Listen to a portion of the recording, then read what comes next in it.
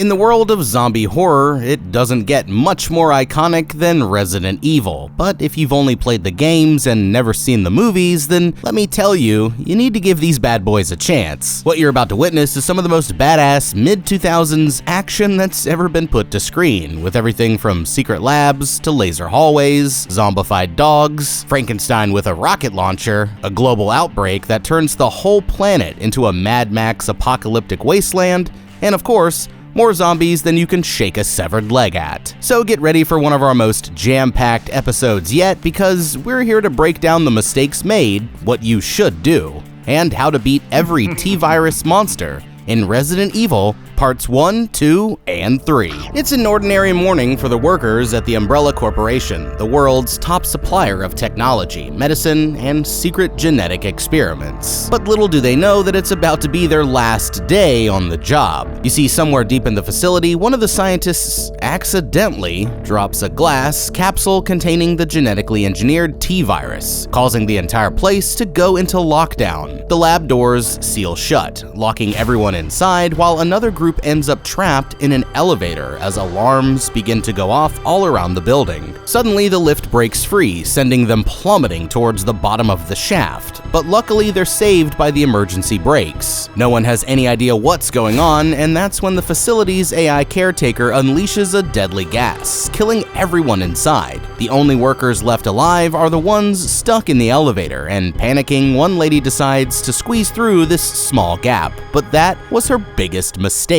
because a moment later the lift suddenly rockets up to the next floor, taking off her head before the others can pull her back. Okay, it looks like these nerds just got a surprise demonstration of the Umbrella Corporation's retirement plan. You know, even without a killer AI on the loose, trying to squeeze through the tiny gap of a stuck elevator is one of the dumbest things that you could possibly do. It might be stable right now, but if it breaks loose again while you're halfway out, then you'll be horrifically sliced in half like a salami sandwich. And that's why, instead of panicking, what you need to do is stay calm and think about your options logically. If the emergency brakes have already kicked in, then there shouldn't be any immediate danger, and you'll have plenty of time to just sit still and wait for help. But if I had to find my own way out, then I would just try going up. Just like most elevators that you'd find inside any commercial building, these lifts actually have an emergency access hatch in the ceiling. Now, these hatches are usually locked for safety reasons, but since the elevator was stuck between floors, I would have tried to find a way to get it open, and then climbed up to the next floor from there, which should be much safer than sticking your head into the office version of a saw trap. They'd also already fallen all the way to the third floor, so if the elevator suddenly came loose again, then they'd only have to fall another 2 stories before hitting the bottom. Most elevators are built with shock absorbers at the bottom of the shaft, which aren't designed to save you from a full-speed impact, but should definitely reduce the damage compared to crashing into solid ground. Now, if that happened, then what you'd want to do is lie flat on the floor to evenly distribute the impact across your body and cover your head with your arms or a jacket to give yourself the best chance of survival, which is good to know because I always thought that you were just supposed to try jumping at the last possible second. But what these poor Umbrella minions will never know is that this was no accident. Somebody intentionally caused this lockdown, and now it's time to find out why. Hours later, this blonde woman Alice wakes up on the floor of an extremely fancy bathroom with a bad case of amnesia. She can't remember who, where, or why she is, but as she looks around, she realizes that she's in a giant empty mansion somewhere on the outskirts of a city, and she gets the feeling that she's not alone. Suddenly, a man grabs her from behind as a squad of heavily armed soldiers comes blasting in through the windows, restraining them both as they start clearing the building one room at a time. The leaders seem to recognize Alice as a fellow soldier, but the police officer Matt here isn't with them. And after discovering that she has memory loss, they hustle the two of them through a secret door hidden behind a mirror, leading them into a state-of-the-art underground facility. Boarding a cargo train, they're surprised to find another civilian trapped on board. When Alice sees him, she instantly recognizes the man as her husband.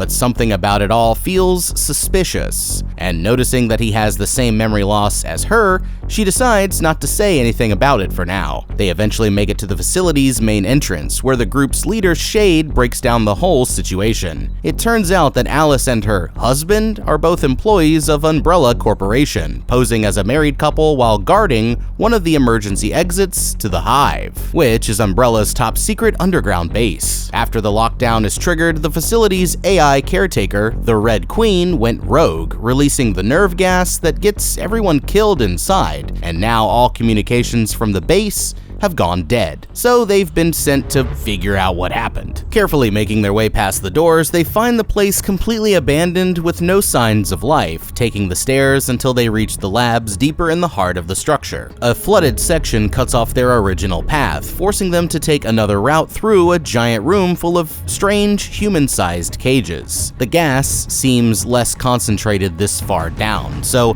a few of them stay back to look for survivors, while Shade and the others continue on to the Red Queen's chamber. Everything seems normal at first, but as they're bringing the EMP device through the final hallway, the doors suddenly lock behind them, sealing the team inside. Just then, they notice a blue laser hurling towards them from the other side of the tunnel, but one of the soldiers isn't quick enough, and it slices her head completely off. Another laser comes at them low, but when the guy tries to jump over it, it moves up and cuts him in half. Shade dodges it by holding onto the vents, but the last one transforms into a grid that he can't escape from, and it slices him into pieces just as they finally get the doors open again. Okay, talk about waking up on the wrong side of the bathroom floor. I guess Alice just skipped Wonderland and went straight to hell, but at least she's still alive. Meanwhile, Shade here couldn't even make it past the first QuickTime event. Sorry bro, but it looks like you just f***ed up. You know, for one of Umbrella's top agents, I gotta say that I'm a little bit surprised that you did not see this coming. That cage room was the first sign that you couldn't trust anything about this place, because according to your maps, it was labeled Dining Hall B, and if Umbrella didn't even give you an accurate map before sending you in, then you better be expecting the unexpected. But even knowing that the AI would just try and stop you, you just led your whole team right into the most obvious trap of all time. I mean, come on, man! A hallway with electronically locking remote-activated doors at both sides? And it's the only way to get to her mainframe? You might as well start believing in the Tooth Fairy again if you can't see the problem there. And the worst part is that Chad could have completely prevented this. He said himself that the Red Queen was making it difficult, so before stepping into this obvious death trap, you should have had him check for any booby traps first. I mean, he was able to shut them down from his end only a few seconds too late, so if you had just given him more time, then you might still be alive. Instead of trapping everyone inside together, you could have tried passing the EMP through on a cable or a rope. That way, no one would have to be in the hallway at the same time as the device. But honestly, I'm starting to doubt your credentials here. I mean, now that I think about it, it makes sense that Umbrella wouldn't risk their best guys on a job like this one. But you know what the most embarrassing part is? You didn't even make it long enough into the zombie movie to see a single zombie. And that's how I know that you really f***ed up. Oh no, vampires, werewolves, and ghosts? Well, two of those things you have to worry about, but when it comes to ghosts, especially cyber ghosts, you can trust them. That's right, I'm talking about our friends over at CyberGhost VPN. These guys are a top-tier service that encrypts your data, ensuring secure internet browsing. Boasting over 38 million users globally, CyberGhost VPN is a highly regarded option. Its stellar Trustpilot rating further affirms its users' high satisfaction. You see, a VPN is crucial for safeguarding your online privacy. Your ISP, public Wi-Fi, and even websites can track your online actions. CyberGhost VPN eliminates this risk by encrypting all your traffic and masking your IP address, granting you complete anonymity. Furthermore, CyberGhost VPN enables simultaneous protection for up to 7 devices, allowing you to share it with loved ones, effectively securing all of your devices. Additionally, CyberGhost VPN unlocks region-restricted content on platforms like Netflix and Amazon Prime, which is super clutch for someone like me. Simply switch your virtual location in a few clicks to access the US library or other unwatchable content in your area. It really is awesome. You can choose from 100 different countries and get up to 40% more content from your streaming library. Look, if you're still hesitant, which I don't know why you are, CyberGhost provides a 45-day money-back guarantee alongside an 84% discount and 4 months free via the link below, so it's totally risk-free. This is a fantastic chance to bolster your privacy and access a world of content out there. Don't delay. Click the link in the description and begin browsing safely with CyberGhost VPN. Don't forget to click on the description link to get the special discount CyberGhost VPN is granting to our channel users. That's right, Meat Shields. This application will protect your data while you browse and give you full access to all blocked content on the internet for $2.03 a month only. Totally risk-free, so check it out. Link is in the description. Seeing that the Red Queen's defenses are down, the team's computer expert Chad nervously picks up the EMP, still determined to finish the mission, but this time they're able to get inside. As they're putting together the device, a hologram appears warning them not to shut her down, but he ignores her advice and hits the button, cutting off power to the entire facility. This instantly releases all of the doors that the Red Queen was keeping shut, but what they don't realize is that they've just released something much worse. On the floor above them, the others notice that their friends are running late, and this soldier Rain here goes to investigate a suspicious noise. To her surprise, she finds one of the scientists leaning against the wall. But as she reaches out to help her, the woman suddenly bites a chunk out of her hand. Pulling her away, her partner JD tells the woman to get back, but when she refuses to listen, he reluctantly fires a round straight through her knee. They're shocked when the woman just keeps coming at them, acting like she didn't feel a thing, and Rain blasts her so hard that she goes flying backwards to the other side of the room. The others come running to see what happened, but that's when they hear the sounds of more survivors approaching, and as they look around, they realize that they're surrounded by a horde of shambling zombies that are slowly closing in from all sides. Another one lunges for Rain, but she snaps its neck with her bare hands, and this time it actually stays down. Everyone else starts opening fire, but they quickly realize that their bullets are not working, and in the chaos they accidentally trigger a large explosion, forcing them all to split up. Alice saves the police officer Matt just as something in one of the cages starts to break free, while JD enters the code to unlock another door. But when it happens, there's already another horde of zombies waiting on the other side, and he's dragged into the crowd before anyone can save him. Their only choice is to take cover back inside the Red Queen's chamber, while Alice and Matt end up lost somewhere else in the base, but soon they're going to realize that the army of living corpses is just the start of their troubles. Okay, it looks like they've just met the other residents of this facility, and now that the Red Queen is shut down, these zombified scientists are the only thing standing between them and freedom. The trouble is, they still don't know what these creatures even are, but this encounter just gave them a lot of important information to work with. First, they can't trust anyone they find down here because chances are that they're one of the monsters, so I'd be careful to keep my distance from any more survivors that they might encounter. That is until they're absolutely positive that they aren't a threat. They've seen that they attack humans on sight, but instead of using their hands or any weapons, they pull you in close enough for a bite, so whatever they do, the key is to stay away from their mouths. The most shocking part about them is that they don't seem to feel any pain, or even react to being shot. The only ones that stopped were the ones that got hit in the head, or had their necks snapped, so from now on, they need to aim for the brain. Now, even without knowing that they're zombies, this actually makes logical sense considering everything they've just seen. No normal human could sustain a shot to the knee or chest without showing any signs of damage. So they need to treat these survivors as some kind of biological anomaly. But one thing always remains the same. Every human, and almost all animals, rely on their brains to control their basic motor functions. So if their brain is destroyed, or their spinal cord is severed, this completely shuts down their body's ability to make even the most basic movements, making them dead again, but for real this time. From now on, they need to start targeting their heads only, which should help them conserve more ammo and take the creatures down before anyone else gets turned into some cafeteria food. After getting separated, Alice finds herself wandering through a kennel where it looks like all of the dogs have already turned infected and escaped. All of a sudden, she looks behind only to see a zombified Doberman appear from around the corner and quickly takes cover in one of the labs as the beast rushes towards her. Slamming the door, she's attacked by another zombie as soon as she turns around, but somehow throws a nasty flying kick that snaps his neck and launches him to the other side of the room, surprising even herself. It turns out that she's not such a pushover after all, and grabbing his weapon, she manages to escape back outside just as the dog crashes through the window, but the battle is not over yet. Turning around, she's faced with another 7 of the snarling monstrosities blocking her only exit, and as they lunge toward her,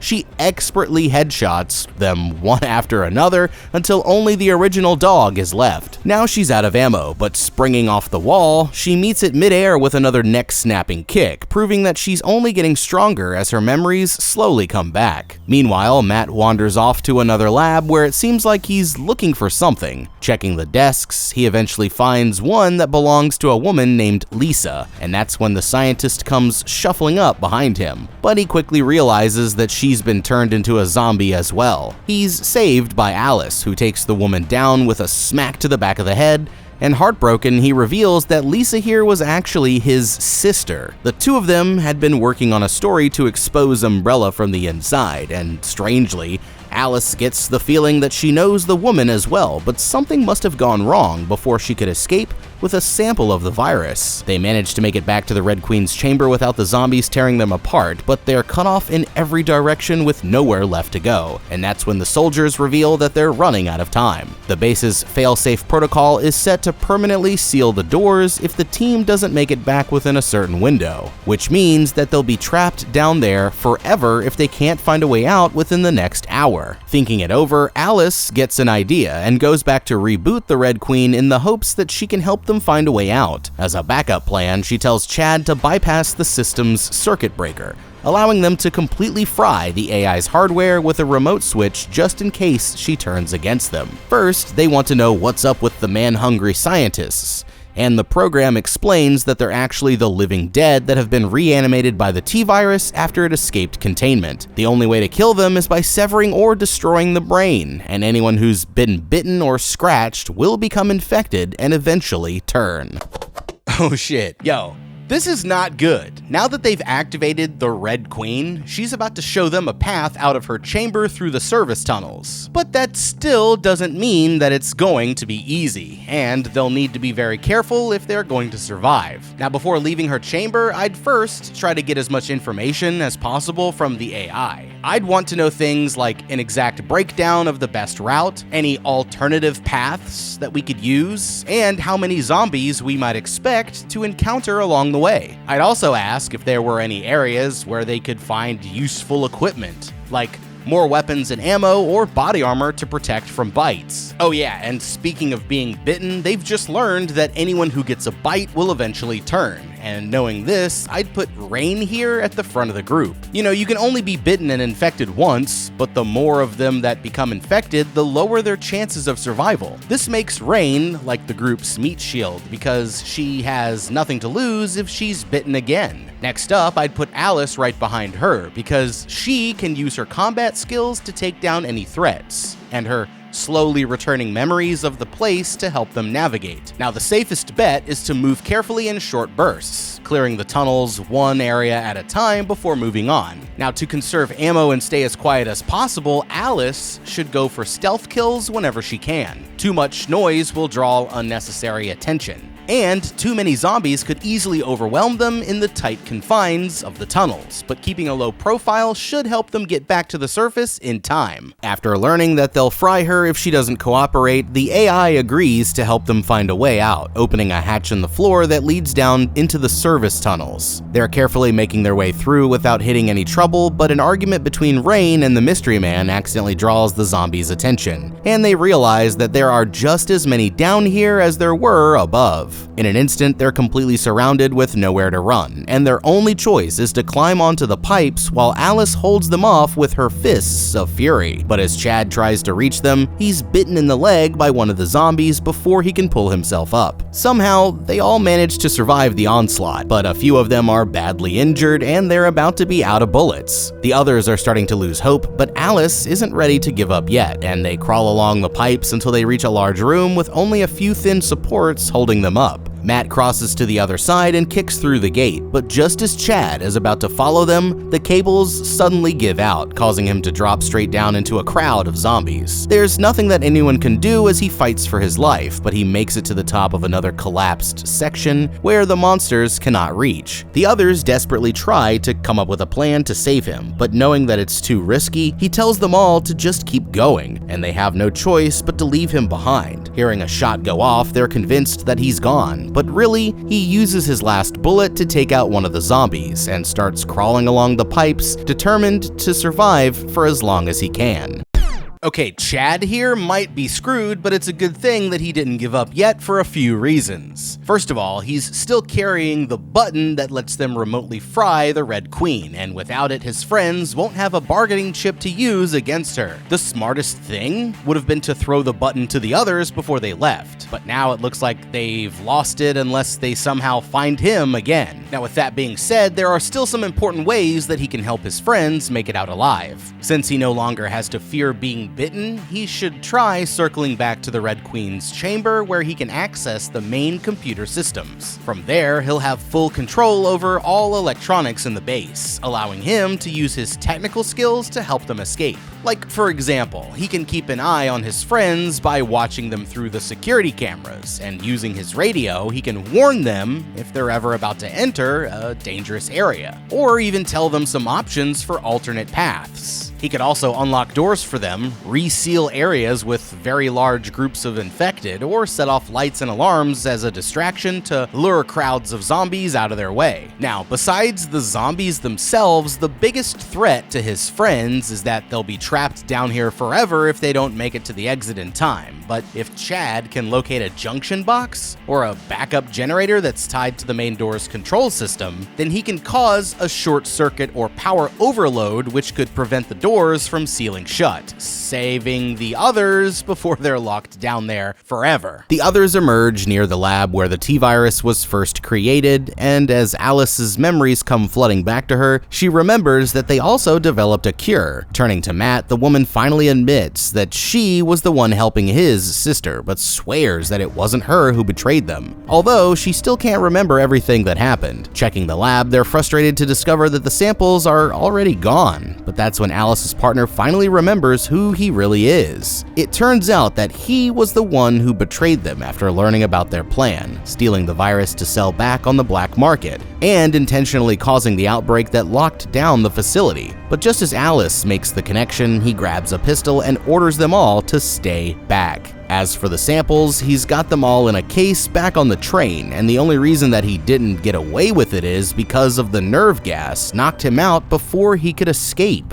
Just then, a zombie suddenly emerges from the water right behind him, biting Spence on the side of the neck. But after fighting it off, he backs towards the door and leaves the others trapped inside. He makes it all the way back to the loading dock and starts preparing a dose of the antidote for himself, but just as he's about to use it, a terrifying creature with massive claws and a whip-like tongue appears from a hole in the ceiling. Pouncing on top of him, the monster tears the man to shreds while the others watch through a screen in the lab, and after consuming his DNA, it begins to mutate into an even more powerful form. The others are still trapped with no way out of the lab, but that's when the Red Queen offers them a deal. She'll tell them the code to unlock the door, but they have to get rid of the infected soldier first. They only have seconds to decide before the creature breaks in, but suddenly the computers go dead, and someone opens the door from the outside. It's Chad, and he just fried the AI for good, saving their lives just in time.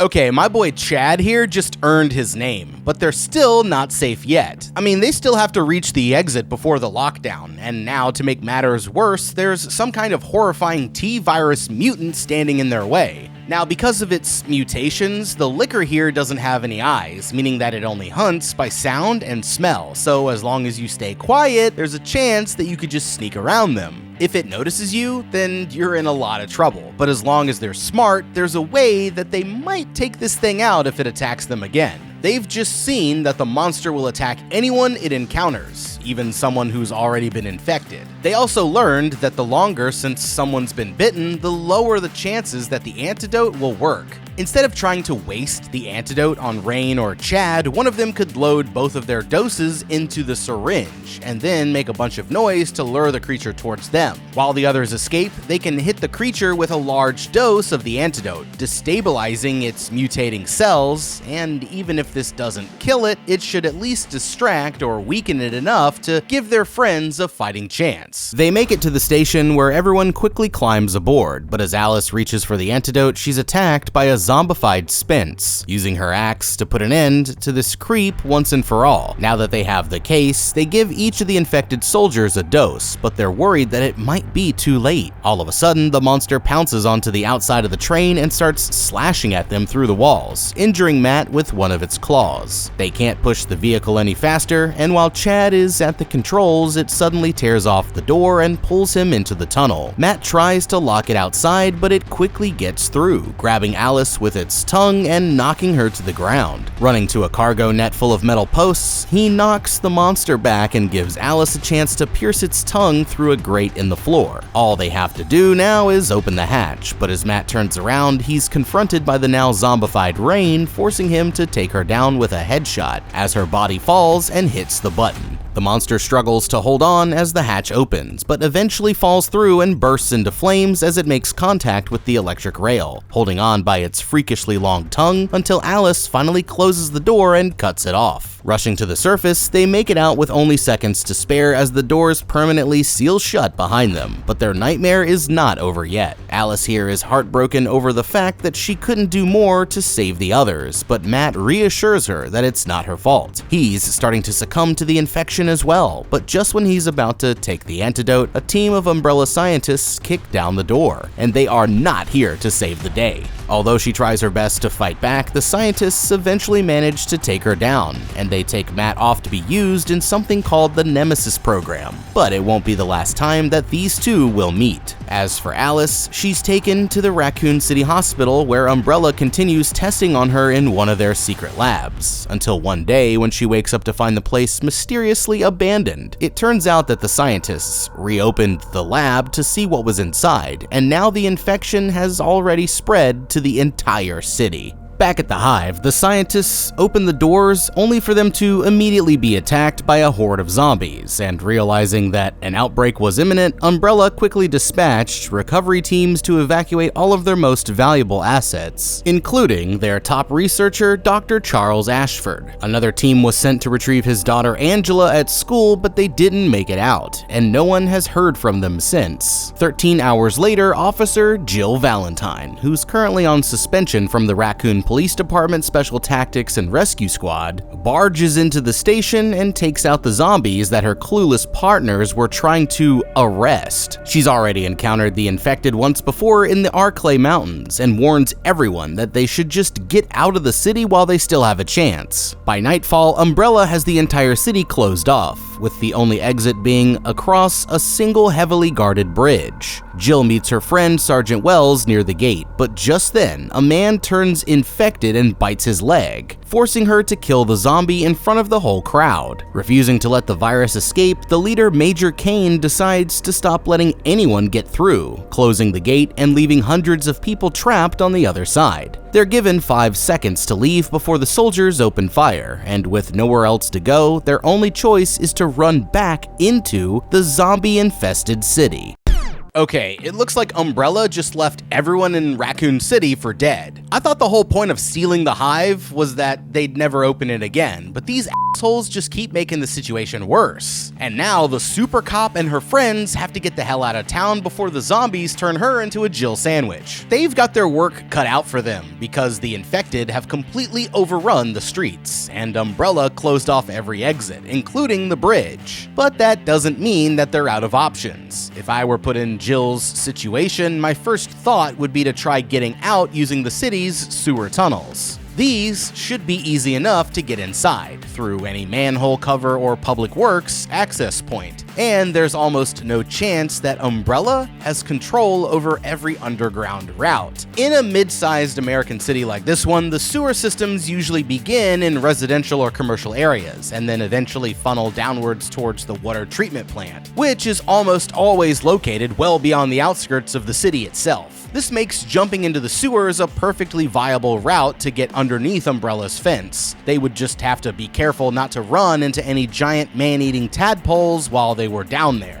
Otherwise, I'd look for an area that's as far away from any Umbrella checkpoints as possible, and then try to either go over the fence with a rope or straight through it with any tools that they can scavenge up. But finding a way out of the city isn't even the hardest part, because first, they'll still have to survive long enough to just get there. With his injured leg, Wells is going to slow them down, but one possible way around this is to find an abandoned car that's still running and use it to get them as far as it can. Otherwise, they'll want to stay off the major roads, since the crowds and noise are going to attract zombies, and quietly navigate through side streets and alleys instead, keeping the lowest possible profile that they can so they won't attract any attention from the undead or the Umbrella soldiers. Now, Wells here might be her friend, but the more time that goes by, he'll eventually start to become a liability, so as cold-blooded as it is, I'd already be putting him at the top of their meat shield list and start mentally preparing to leave him behind when he finally starts to turn. Now that they've completely lost control, Kane tells Dr. Ashford that they need to evacuate, but the man refuses to leave until they've found his daughter. Going to his computer, he logs into the Umbrella servers and tracks the girl's location back to her school. Now he just needs someone to find her, and that's when he spots Alice wandering through the streets. She makes it to a gun and ammo store, where she picks up some new clothes and some more firepower, but falls over in pain as something starts spreading from a wound on her arm. Remembering back to what happened at the hospital, it turns out that the scientists intentionally exposed her to the T-virus, and now all she can do is wait to see what effect it has. Meanwhile, Jill takes cover at a church along with Wells and this reporter Terry, where they're surprised to find another survivor already hiding inside. It sounds like they're not alone, so the officer goes back to investigate, and she encounters a priest who's been feeding dead bodies to his zombified sister as a way of keeping her alive. The man gets bitten during the confrontation, forcing Jill to take them both down, and hearing the gunshots, Terry panics and runs for the door, only to be faced with a horde of zombies waiting on the other side. They're able to close it just in time, but all of the noise attracts something much worse, and that's when a licker starts circling them from up on the ceiling. Panicking, the survivor runs for his life, but that was his biggest mistake, and a moment later he's torn apart as the monster catches him with its tongue. Jill encounters the creature on her way back to the chapel, but she's pulled around a corner by the others and told to stay quiet. It turns out that it's not just one, there's at least 3 types of these monstrosities, and their only choice is to go for the door using whatever ammo they have left. Things almost go wrong as they're quickly surrounded, but just when it looks like they're toast, Alice on a motherfucking motorcycle comes flying through the stained glass window, does a sick burnout into a backflip, launching her bike into one of the lickers, and then shoots the gas tank mid-air, taking the creature out in a giant fireball. It's the most badass thing that they've ever witnessed, but she isn't done yet, and after taking out the last 2 with her shotgun, they decide to team up and find a way out of the city.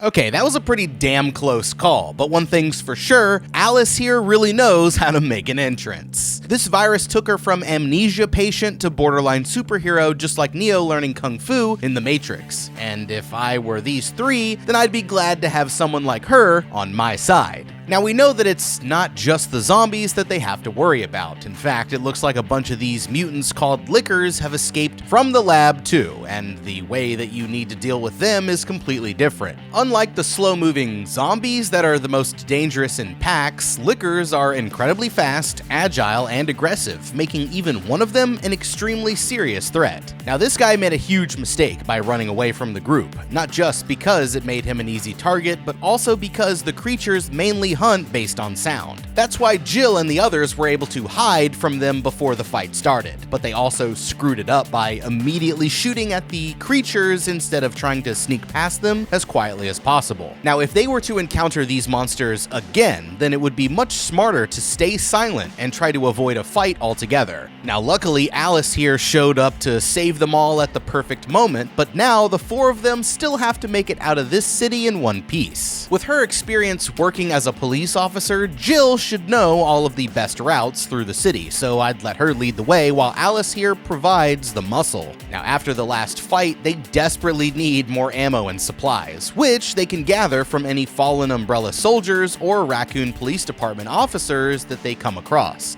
I'd even consider stopping by the police station, the sporting goods store, or the pharmacy to look for better weapons, ammo, and medical supplies. Otherwise, it looks like nothing has changed as far as the lockdown goes. So to me, the best plan to escape the city is still to find a way down into the sewer tunnels, and then use them to sneak out beyond the perimeter. With the population in total chaos, Umbrella decides that it's time to unleash their latest project, a hulking abomination codenamed the Nemesis. On the ground, a squad of STARS officers has just set up a base inside of an abandoned movie theater, where they rescue this survivor LJ as he's looking for a place to hide. Offering the man a weapon, he shows them that he already came prepared with two of his own, but nothing could prepare them for what's about to happen next. All of a sudden, they see this giant Frankenstein-looking bastard in a trench coat headed their way, with a minigun in one hand and a rocket launcher in the other. And that's when all hell officially breaks loose. Firing a rocket, he takes out the sniper on the roof with a massive explosion as the others get into position, and Umbrella switches his protocols to directly target members of their unit. The officers return fire, but their weapons can't even make him flinch, and raising his minigun, he unloads into the building until everyone besides LJ is dead.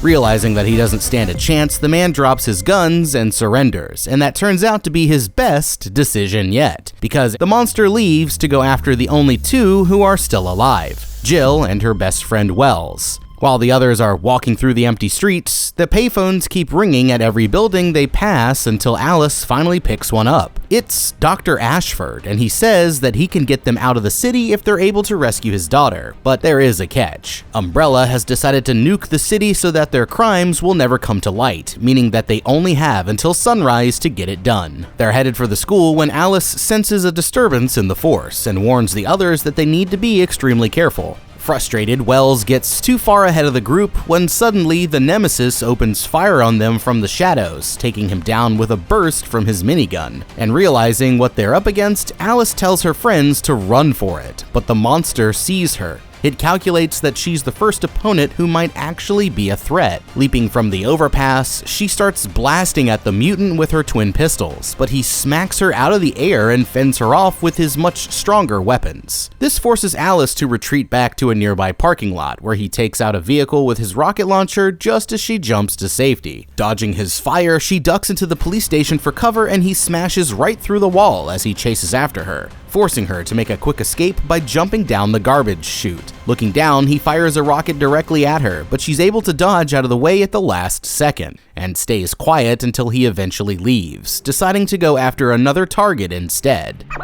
Okay, is it just me, or does Matt look a little different from the last time that we saw him? Those sick freaks at Umbrella turned this poor guy into a generic monstrosity, and now his only goal is to hunt down and eliminate Alice and her friends. The Nemesis here is like the worst stalker ever, because he's over 7 feet tall, strong enough to walk straight through a brick wall, can leap dozens of feet through the air, and comes with an arsenal of deadly weapons. As if his physical strength wasn't bad enough. Now, unless you're also a superhuman like Alice, then you stand absolutely no chance against this guy, and he isn't going to stop until all of his targets are dead. But with that being said, the best way to survive a fight with him is actually to avoid a fight altogether. The good news is that he's only after Jill and Alice, so if I were another survivor like Terry or LJ here, then I'd just make sure that the Nemesis didn't perceive me as a threat. And hopefully he would just leave me alone. But first, the other half of the team still has to find Ashford's daughter before the whole city goes up in smoke. but just because they're breaking into a school and not an underground lab doesn't mean that they can be any less careful. Now, splitting up is too risky, but they don't have a lot of time to waste. So instead of slowly searching through the entire building one room at a time, they should check the front office for the student records and see if they can find her name on a classroom roster or like an attendance sheet. This will tell them exactly which rooms that they're most likely to find her in, allowing them to significantly cut down their search time. I mean, as long as they keep a low profile, they should be able to find the girl without too much trouble. And once they do, they need to call up the doctor and get the hell out of this city before Umbrella turns the whole thing into a giant crater. Somewhere in another part of the city, these Umbrella operatives, Carlos and Nikolai, have been fighting for their lives with no answer to their distress calls. Carlos tells his friends that they've been left behind on purpose, but that's when Dr. Ashford spots them through a security camera and decides to offer them the same deal as Jill and her friends. While Alice distracts the Nemesis, Jill and the reporter continue toward the objective in a borrowed truck, picking up LJ on the way when they find him wandering the streets alone. Inside, she hands Terry a weapon and tells her to aim for the head, splitting up so that they can search the building more quickly. LJ almost gets taken out by a zombie hiding in the closet, but he's saved at the last minute by Carlos, and the two of them decide to work together. As for Terry, she wanders into a classroom and finds a young girl sitting alone in the corner. Thinking that it could be Angela, she approaches the girl only to realize that she's already been infected, but as she turns to run, she quickly is surrounded by a group of zombified students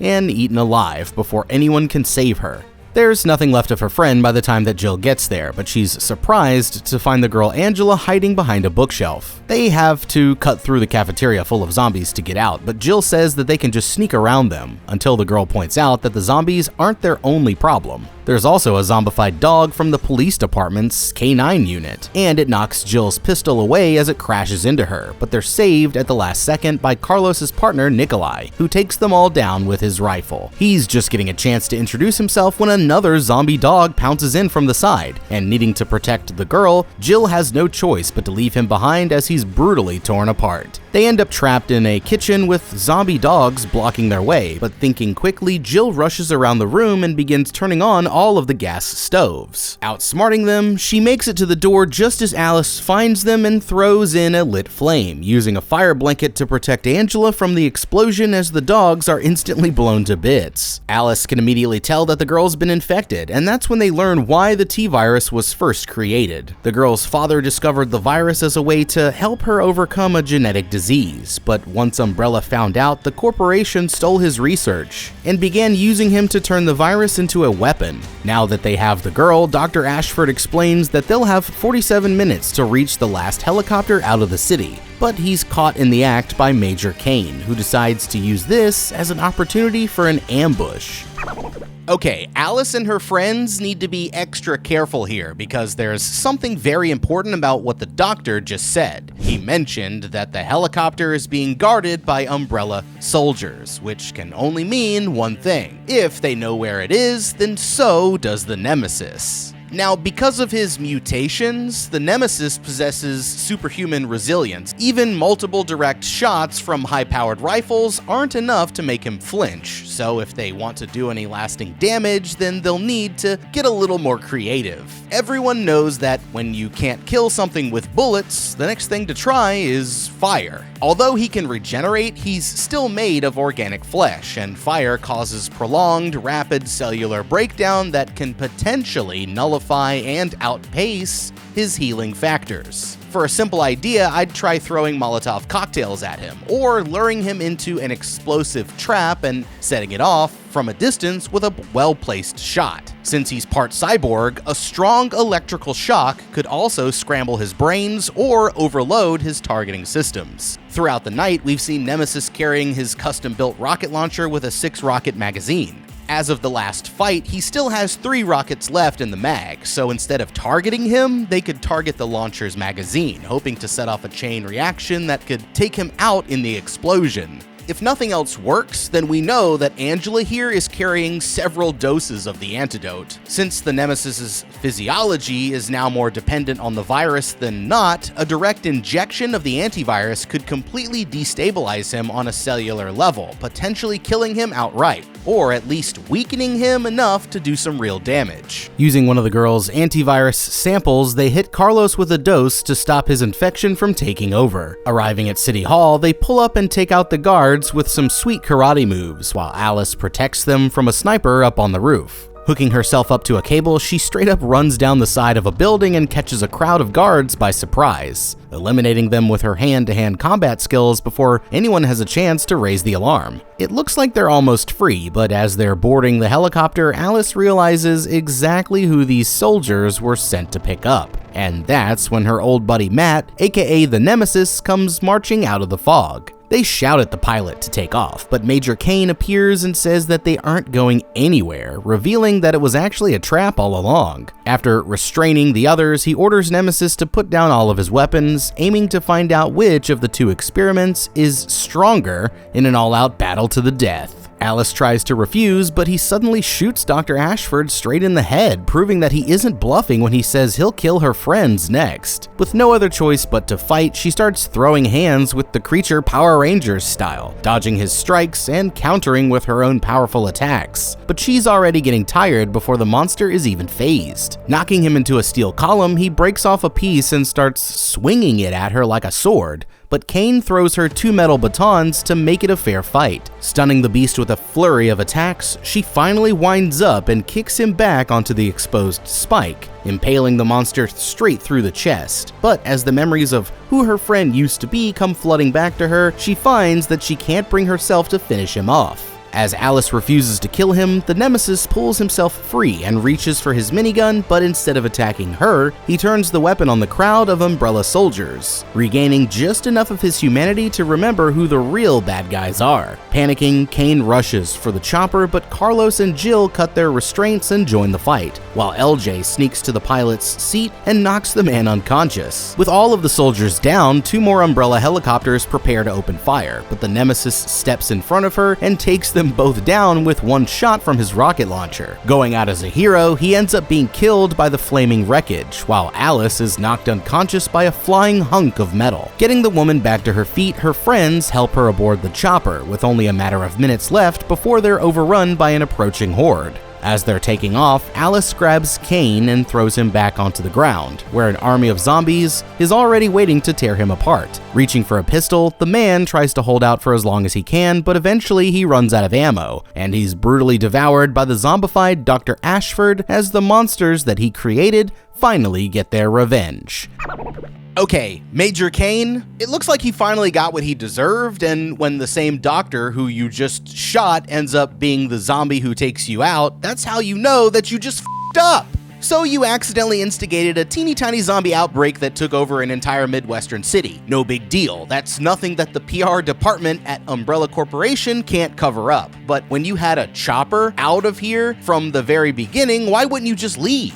Maybe it's just me, but I would have been out of there the minute that the zombies overran that bridge. You know it's bad when you're such an asshole that you actually caused this thing to suddenly remember the difference between right and wrong. You went out exactly like a guy like you should, helpless, scared, and with the literal consequences of your own actions tearing you to pieces. So, sayonara, Major Kane, because you, sir, have just up. They're flying away from the city as fast as they can, but they don't make it far enough before Umbrella drops the nuke, setting off a massive blast that completely obliterates the entire city. As they're holding on for dear life, the force of the explosion lurches the helicopter forward, sending a piece of metal flying directly for Angela. But Alice dives in front of it at the last second, protecting the girl as they drop out of the sky, and crash land near a waterfall somewhere in the mountains. 2 hours later, another team of Umbrella operatives investigates the crash site, but they only find Alice's body in the wreckage, and it looks like the others have already escaped. The survivors secretly release Terry's footage to the media, exposing the company as the ones responsible for the disaster. But sure enough, they managed to pull off a cover-up by claiming that the tapes were a hoax, blaming the whole thing on a meltdown at the nuclear power plant, and putting out an arrest warrant for anyone who knows the real story, with the general public never suspecting a thing. Another 3 weeks go by before Alice suddenly wakes up inside of an Umbrella lab, and the scientists note that her powers are becoming significantly stronger all the time. She's disoriented at first, but everything comes rushing back when Dr. Isaacs here asks if she remembers her name, and suddenly she attacks the workers and starts taking them down one after another. One dumbass fires a taser at her, but she quickly pulls out the darts and throws them back into his chest. Making it to the front door, she's immediately surrounded by a group of soldiers, but that's when Jill and Carlos pull back up in an SUV, claiming to be Umbrella operatives on a classified mission, and peacefully taking Alice without the need for a fight. The plan works, and they drive off thinking that they've just rescued her from the corporation, but what they don't realize is that Dr. Isaacs here planned the escape all along, and he's secretly using Alice to continue their experiments. But the truth is that the infection was never really contained, and pretty soon, they're gonna have a lot more on their hands than just the city to worry about. The next time we see Alice, she's waking up on the floor of an extremely fancy bathroom with a bad case of amnesia. But wait, something about this seems a little too familiar. She's back in the mansion above the Hive, or at least that's what it looks like. But as she's finding her way out, she ends up back in the hallway leading into the Red Queen's chamber. Sure enough, the laser grid comes to take her out, but she jumps up into the vents and escapes just in time. Dropping back down again, she finds herself back in the hospital, but she's already expecting another trap. This time, she pushes a stretcher down the hallway in front of her, and it's a good choice because the whole thing gets completely cut in half by a giant metal blade. She's almost to the door when she accidentally hits a pressure plate, and suddenly a spinning mine launches out of the floor. Failing to dodge it, the woman falls to the ground dead, and Dr. Isaacs tells a pair of scientists to dispose of the body. But as they carry her out of the facility, they bring her to a ditch that's full of other Alices, and it turns out that she was just a clone after all. Meanwhile, the real Alice has just arrived on the outskirts of what used to be Salt Lake City. It's been 5 years since Umbrella failed to contain the virus, causing it to spread across the entire world and turning the planet into a giant dust bowl. Anyone who stays in one place for too long ends up becoming zombie food, but it's not just the living dead that they have to worry about.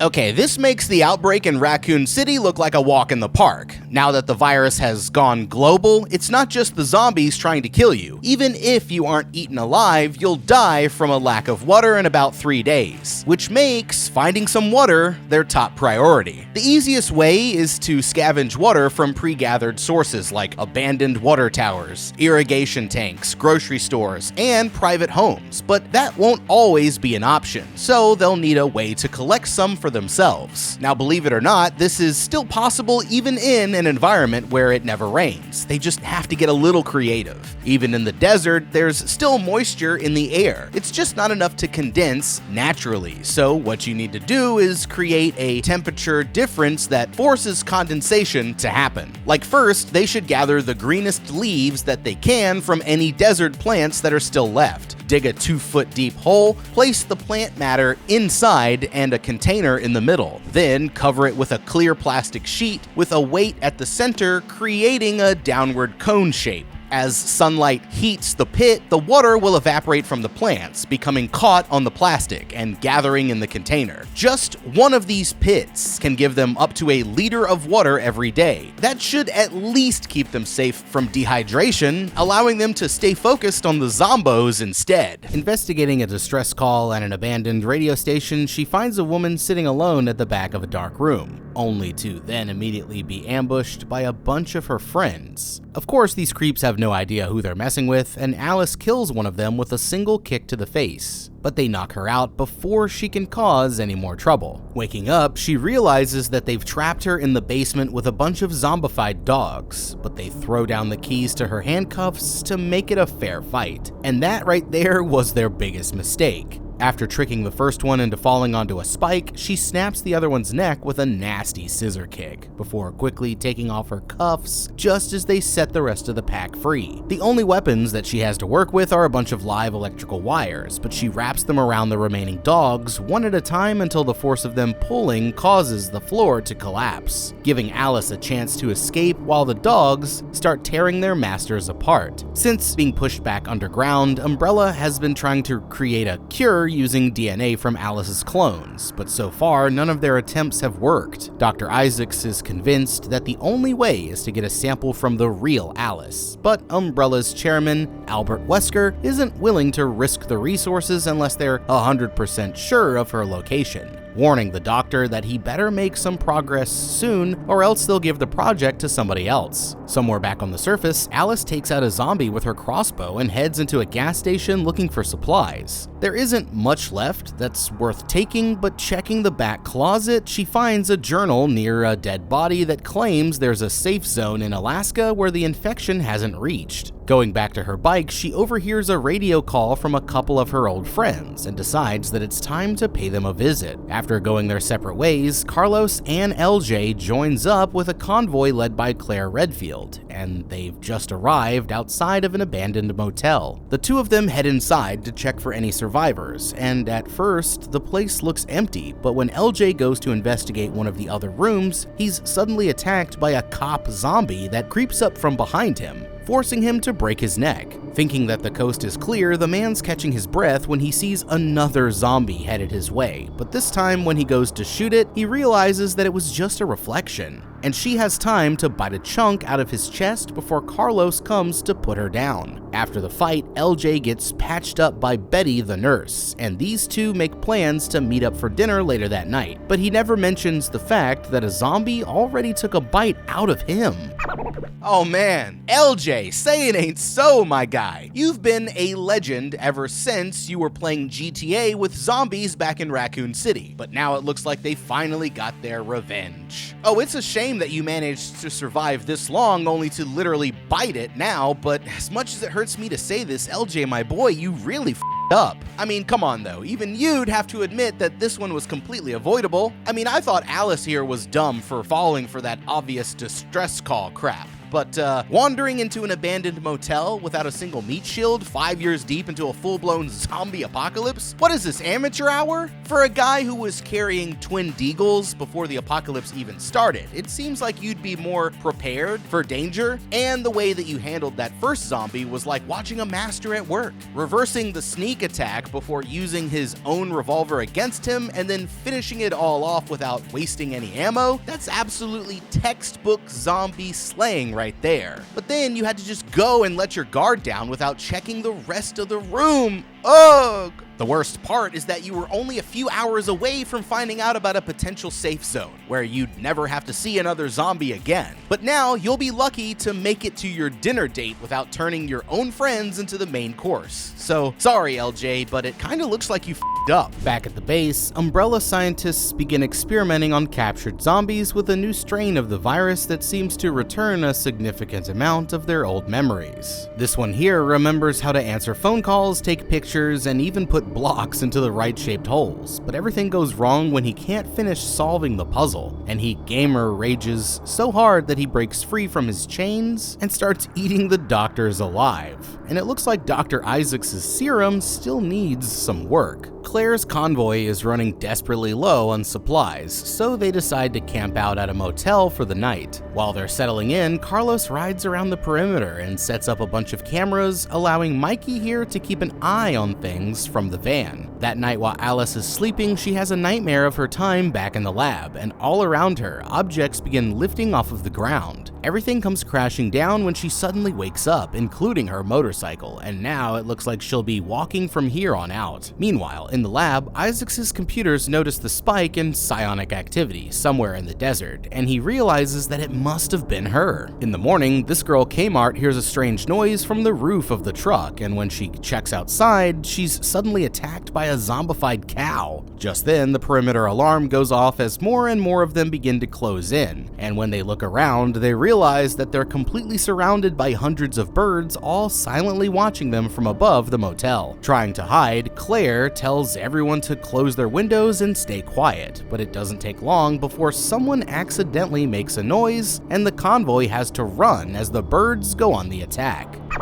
Okay, just when you thought that it couldn't get any worse than zombie dogs, now they've got a literal murder of undead crows ready to earn that name. These things might be even more dangerous than the zombies themselves, because not only do they want to eat your flesh, but there are hundreds of them ready to fly in from any angle and overwhelm you so quickly that you have no chance to fight back. They're also infected with the T-virus, so even if you somehow survive, one scratch or peck means you'll be joining the horde anyway. The only thing that can keep them safe is staying inside of their vehicles, because they'll be torn apart in a matter of seconds without a roof over their heads. That's why they need to avoid leaving their trucks at all costs, and if they can, quickly cover the windows with clothes, blankets, or any sturdy materials that they have inside. So the other survivors are going to panic, but what you want to do is stay absolutely quiet, even though it's already too late for the whole group to hide. Calling too much attention to yourself will only get you killed first, so it's much smarter to stay hidden and let the birds go after the others. But with that being said, if somebody like LJ with nothing to lose wanted to go out as a hero, then there's a good idea that he might try. They know that the birds feed on rotting flesh, so if he were to jump onto the quad and lead the crows towards the nearest horde of zombies, or bring a horde of zombies to the crows, then it could buy his friends a chance to escape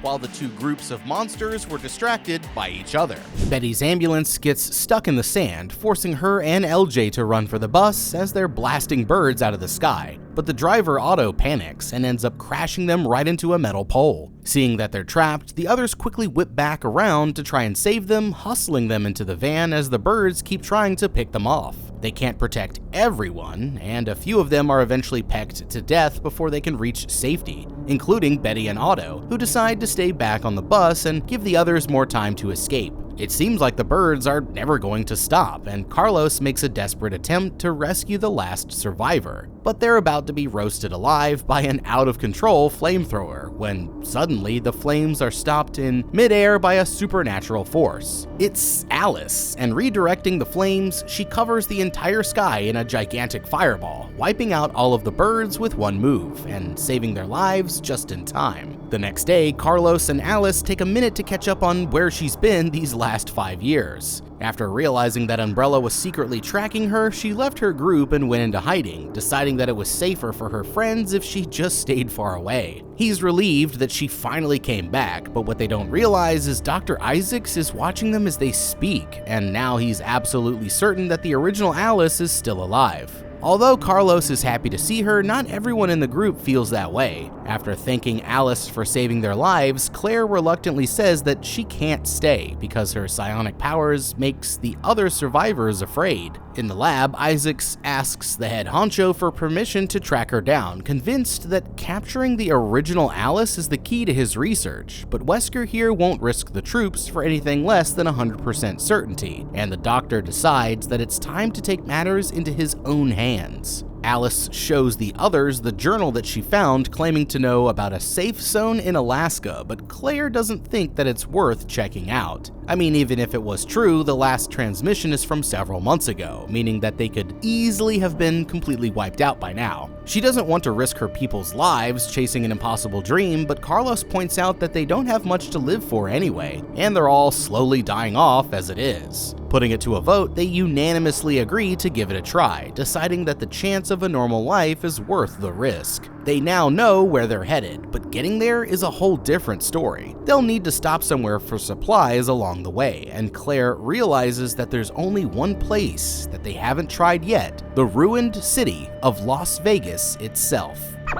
Okay, sure, why not? That might be a good plan if they all wanted to die. They need to cut through the city because they're running low on fuel, but this is just the start of their trap, and they aren't going to make it all the way to Alaska on one tank. Eventually, the global fuel supply is going to dry up no matter what, but I've got some ideas for how they can become completely fuel independent. I'm putting my genius hat on. Here we go. Instead of looking at their trucks as trucks, they should look at them as a collection of parts, strip them down, and then rebuild them into sand sailors that use wind power to skim across the dunes like sailboats. Thank you.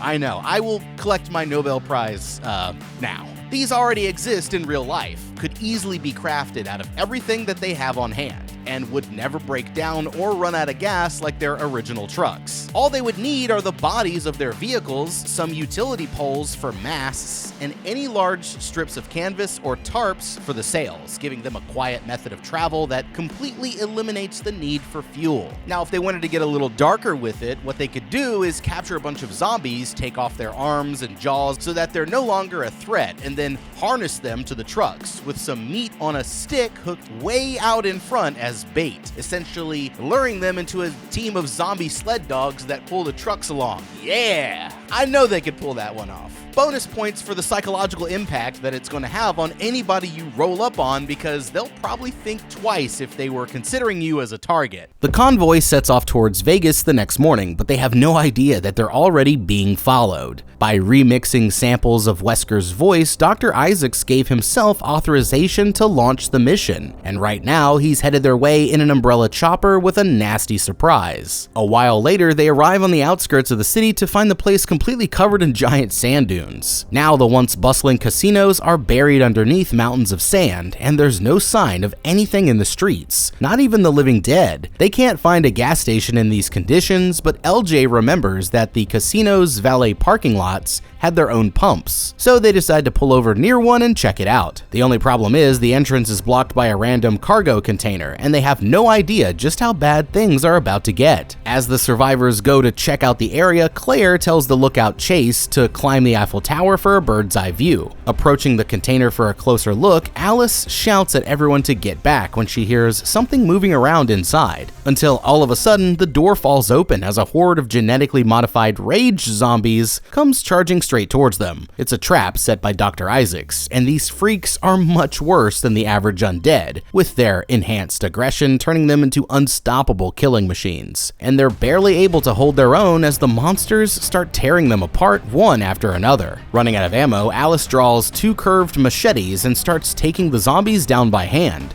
snapping necks and cashing checks with her superhuman combat skills. Claire saves a truck full of survivors, telling them all to stay quiet and hide inside, while Carlos takes cover underneath the vehicle, fighting off a trio of zombies that try to crawl under and eat him. They're doing the best they can just to stay alive, while Alice races from one battle to the next, trying to save whoever she can. But watching through the satellites, Dr. Isaacs waits for just the right moment to activate the umbrella failsafe, removing her free will and leaving her frozen in place with no ability to act on her own.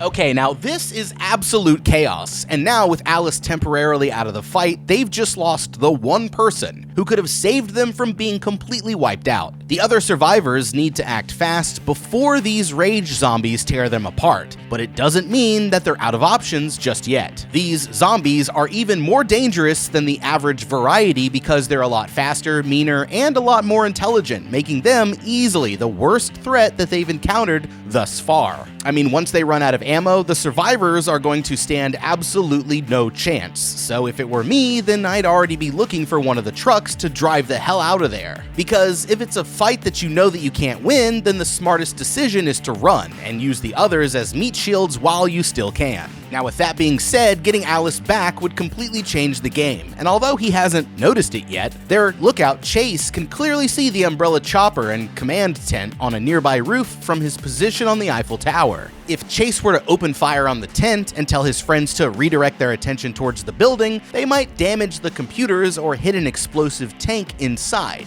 severing their control over Alice and getting her back in the fight, which could end up saving their lives. In the chaos, Claire tries to save Mikey as she fights the zombies off using her lever-action rifle, but he's quickly overwhelmed and torn apart before she can stop them. At the same time, one of the survivors tries climbing up the tower for safety, but the zombies quickly follow her up. Chase fights them off for as long as he can, but there's just too many for him to take on, and eventually he plummets off of the tower, falling to his death on one of the supports below. In the truck, LJ finally succumbs to his infection and starts attacking Kmart, biting Carlos as he's forced to take him down. But now there are no more doses of the antivirus to save him. Meanwhile, Alice keeps fighting back until somehow she's able to fry out Umbrella's chip, putting her back in control over her own actions. Now that she's free, she starts going after the zombies with even more ferocity, and by the time that Dr. Isaacs is able to reactivate the feed, she's already made her way up to the rooftop where they've been hiding. There's nothing that they can do to stop her as she busts into the tent and starts blasting everything in sight, and Dr. Isaacs is bitten as he runs for the chopper, but instead of taking it down, Alice decides to let him escape, realizing that the helicopter is the only way they're making it to Alaska. Retreating back to the lab, Isaacs decides to treat himself with several doses of the mutated virus, but when an underling tries to stop him, he suddenly impales the man through the eyes and mouth with 3 long tentacles that grow out of his arm. The survivors scope out the base from a hilltop nearby, and Carlos decides that he can still help the group by getting them away inside. Climbing into his truck, he powers through the crowd of zombies before crashing to a stop a short distance from the gate, lighting the fuse on some dynamite as the monsters try to climb inside, and blowing them all up with a massive explosion. Seeing their opportunity, the others floor it through the gate and into the facility where they quickly load everyone onto the chopper, but instead of climbing on with them, Alice decides that she's going to stay behind, and that's when she finds the massive grave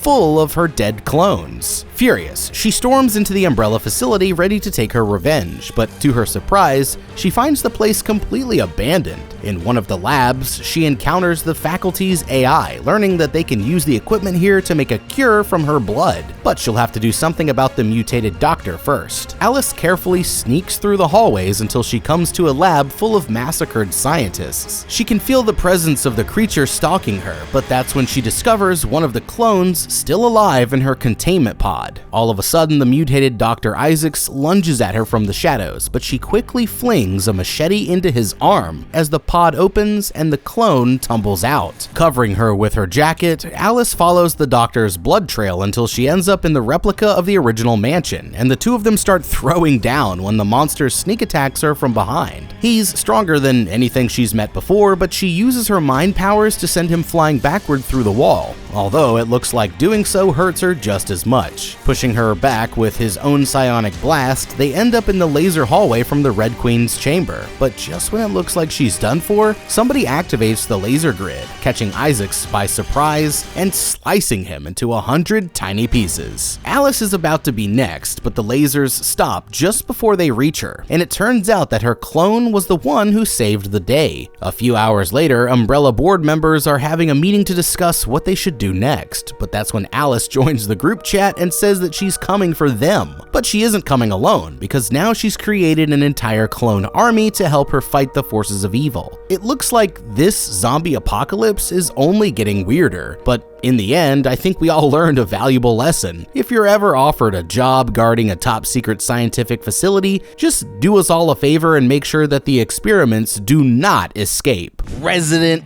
Evil. Man, y'all gotta know if y'all with this video, because you know there's 5 Resident Evil movies, soon to be 6, and I think they're rebooting it. So if you really messed with this trilogy of videos, you gotta let me know, because we finna make more for y'all. And you also gotta let me know what you would have done differently in the comments, because I know in the post-apocalyptic world there's a lot of variants out there for what could be done to survive this shit. Also, which Resident Evil movie out of like all 5 or 6 of them are your favorite? You gotta let me know. My favorite is Resident Evil 2, Apocalypse, because the first time that Nemesis comes out on film, I was like, ski-yee! But yeah, don't forget to like and subscribe and check out that How to Beat playlist for other videos just like this one. I'm the guy, we'll see you in the next video and have a damn good day. Don't forget to click on the description link to get the special discount CyberGhost VPN is granting to our channel users. That's right, Meat Shields. This application will protect your data while you browse and give you full access to all blocked content on the internet for $2.03 a month only. Totally risk-free, so check it out. Link is in the description.